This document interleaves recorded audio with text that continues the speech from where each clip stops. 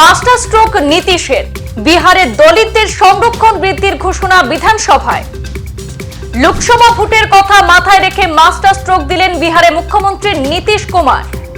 পিছিয়ে পড়া দলিত সম্প্রদায়ের কাছে জেডিইউ সুপ্রিমোর মাসিহা হয়ে ওঠার কৌশল মনে করছেন বিজেপি নেতারা। আজ জাতশুমারির দ্বিতীয় রিপোর্ট পেশের পরে বিধানসভায় দাঁড়িয়ে ঘোষণা করেছেন সরকারি চাকরি এবং শিক্ষাক্ষেত্রে সংরক্ষণ বৃদ্ধি করা হবে। জাত ভিত্তিক সংরক্ষণ 50% থেকে বাড়িয়ে 65% করা হবে। সেই সঙ্গে আর্থিকভাবে দুর্বল শ্রেণীর জন্য আলাদাভাবে 10% সংরক্ষণ করা হবে। রাজনৈতিক পর্যবেক্ষকরা মনে করছেন এসসি, এসটি, ওবিসি সহ পিছিয়ে পড়া সম্প্রদায়ের জন্য সংরক্ষণ বাড়ানোর কথা ঘোষণা করে লোকসভা ভোটে বাজিমাত করবেন নীতিশ। বিহারে তফসিলি জাতি, উপজাতি এবং অন্যান্য অনগ্রসর শ্রেণীভুক্তদের আর্থিক ও সামাজিক পরিস্থিতি সম্পর্কে প্রকৃত তথ্য জানতে জাতশুমারির সিদ্ধান্ত নিয়েছিল নীতিশ কুমার। ওই জাতশুমারির আড়ালে কার্যত পিছিয়ে পড়া দলিত সম্প্রদায়ের কাছে জেডিইউ সুপ্রিমোর মাসিহা হয়ে ওঠার কৌশল রয়েছে বলে মনে করছেন বিজেপি নেতারা। লোকসভা ভোটের আগে দেশের সিনিয়র রাজনীতিবিদদের মেজিকে থো লেগেছে কেন্দ্র সহ বিজেপি শাসিত রাজ্য সমূহ। সরাসরি শুনে নিন আজ বিধানসভায় দেওয়া নীতিশ কুমারের সেই বক্তব্য। 1,20,000 रुपया दिया जाता है, 1,20,000 दे दिया जाएगा। तब जानते हैं कि बहुत लोग अपना घर बैठे।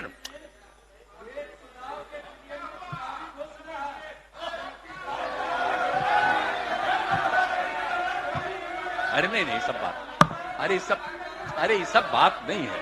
अरे हम तो बेटे, अरे वो सब तो अलग चीज है। तो जो पाया गया भी, अरे सुनिए ना, एक मिनट बात सुनिए।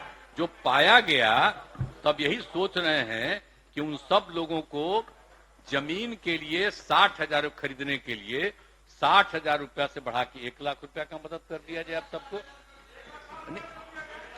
1,00,000 कर देंगे और बाकी जो 1,20,000 बनाने के लिए है तो अभी कह रहे हैं। अरे आगे और जरूरत पड़ेगा तो आगे जो भी बढ़ाना हो। अब एक और चीज है, उपरोक्त दोनों, अब सुनिए ना, एक मिनट, आप लास्ट हम बोल रहे, 1 सेकंड में सुन लीजिए ना। अगर ये दोनों चीज आपको बता दिए कि ये किया जाएगा तो आपको हम बता दें। हमने एक एक आंकड़ा, एक एक चीज हम देखे और खुद सोचे, तो उसमें हमने देखा कि 2,50,000 करोड़ रुपया लगेगा। तो 2,50,000 करोड़ रुपया यानी दोनों कामों के लिए कह रहे हैं कि दोनों कामों के लिए जो भी हम बोले उसको मदद करेंगे तो 2,50,000 करोड़ रुपए की जरूरत होगी। तो इसीलिए हम लोगों ने सोचा कि इसको 5 साल के अंदर हम लोग पूरा कर दें ताकि 50,000 रुपया दें। लेकिन एक बात जान लीजिए, हम सबसे आग्रह करेंगे कि अगर बिहार को विशेष राज्य का दर्जा मिल जाएगा तो आपको और मदद होगी। तब 5 साल नहीं लगेगा, तब 2-2.5 साल में सबका हो जाएगा। तो इसीलिए हम ये तो कह रहे हैं। तो इसीलिए राज्य के महिलाओं के जीविका स्वयं, अब एक और बात हम बताते हैं। अरे राज्य के महिलाओं के लिए जीविका स्वयं सहायता समूह तो हम लोग बताए हैं और उसकी संख्या 10 लाख से भी ज्यादा हो गई है। तब हमारी इच्छा है कि अब शहरी क्षेत्र में भी हम लोग जीविका से ही जोड़ रहे हैं, तो उसी को जोड़ रहे हैं। और बाकी और भी हर जाति में गरीबी है, तब सबको प्रेरित किया जाए और चाह रहे हैं कि अब जो हमारा 10 लाख से ज्यादा है ये जीविका स्वयं सहायता समूह का, अब उसको कम से कम 1.5 लाख और बढ़ा दें बहुत जल्दी। अब कुल मिलाकर के जो जीविका दीदियों की संख्या है 1,30,00,000, तो ये बढ़ के 1,50,00,000 से भी ज्यादा हो जाएगी। तो कितना ज्यादा खुशी है, तो इतना ज्यादा सब जीविका दीदियां बन करके और अपने परिवार का, तो सब तरह का घर बनाने के लिए भी दे रहे हैं, वो कोई घर अपना काम करे उसके लिए भी दे रहे हैं। और उसके अलावे हम कह रहे हैं परिवार में जो जीविका से जुड़ जाएंगी तो उनको भी मदद मिले। तो ये भी एक हम सोच रहे हैं। और दूसरी बात है कि अभी भी जो दिया जाता है सतत जीविकोपार्जन योजना, शांति बनाकर एक सुनिए। अलग हम करवाए ना। बोल रहे हैं एक तो जीविका शांति दीदियों के बनाइए। अलावे एक सतत जीविकोपार्जन योजना जो शुरुआत, अरे बेटे सुनिए बेटे, अरे सुन लीजिए ना, बाद में कहिएगा ना, सबका सुनेंगे। अरे सतत जीविकोपार्जन योजना जो हम लोग बनाए, तो सतत जीविकोपार्जन योजना का जो बनाए हैं, तो अब तक 1,65,000 लोगों ने इसका लाभ लिया है। तब इसमें हम लोग मैक्सिमम मदद उसको 1 लाख रुपया का करते हैं। अगर 2 लाख रुपया का मदद कर देंगे तो इससे और ज्यादा संख्या जो गरीब गुरबा परिवार का है, मतलब आप समझ लीजिए स्वयं सहायता समूह के अलावे सतत जीविकोपार्जन योजना का भी हम लोग ये काम कर रहे हैं। और जाति आधारित गणना में, अब सुनिए ना, पंचायत का बात आपको लास्ट में बता रहे हैं। अरे सुनिए ना, वैसे सुनिए, आप एक लास्ट बात सुन लीजिए, सुन लीजिए। आप आसान न रहें। इस जाति आधारित गणना में प्रेम बाबू, वैसे बैठिए। पंचायतों को भी चिन्हित किया जा रहा है जहां साक्षरता दर, पढ़ाई लिखाई का स्तर राज्य के औसत से कम है। साक्षरता बढ़ाने के लिए शिक्षा विभाग इन पंचायतों में विशेष अभियान चलाएगा। आप जो बोल रहे थे पंचायत का, तब पंचायत का भी करेंगे। अरे सुनो ना बता, तो इसीलिए हम इतना बात आपको बता दिए।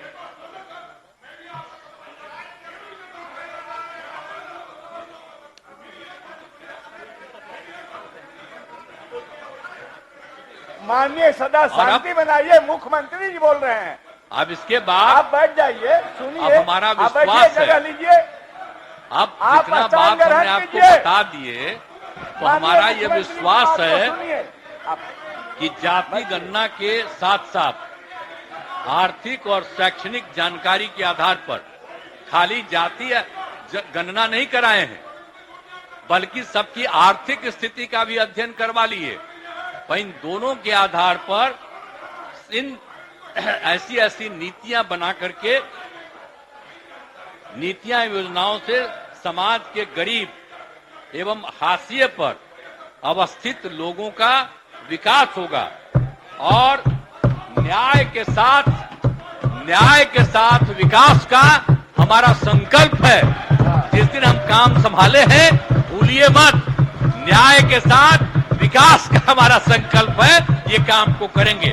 और लास्ट में हम आग्रह करेंगे कि अगर थोड़ा भी आपको लगता है कि राज्य में हुआ, तो ये सब काम शुरू कर दिया जाएगा।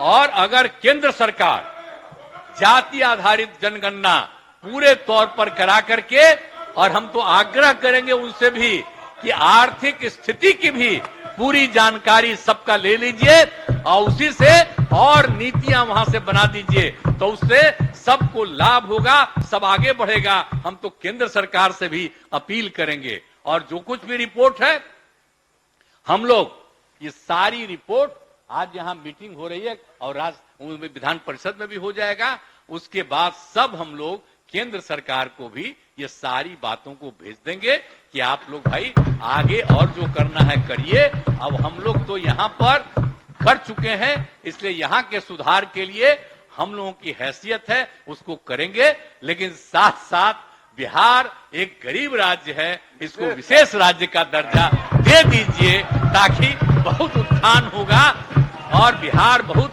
आगे बढ़ेगा। और केंद्र के लोग अगर बिहार को, सुनो ना, अरे यार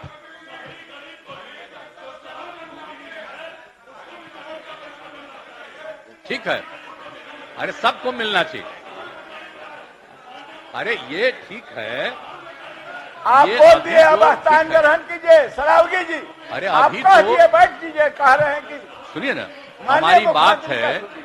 कि अगर हम लोग जो करना शुरू कर, सुनो ना भाई, बतवा सुन लो, खाली बोल का रहा है। कितना बार घर वापस जाते हैं, खाला बार बार बोल रहे हैं आप, सुन न लीजिए। यही चल से बोलना पड़ता है आपको कि हम कुछ बोलेंगे, हम मीडिया वाला लिखेगा, तो कम से कम दिल्ली वाला आपको भी इज्जत देगा। छोड़िए ना, बेमतलब की बात है। हम तो आप ही की इज्जत दे रहे हैं।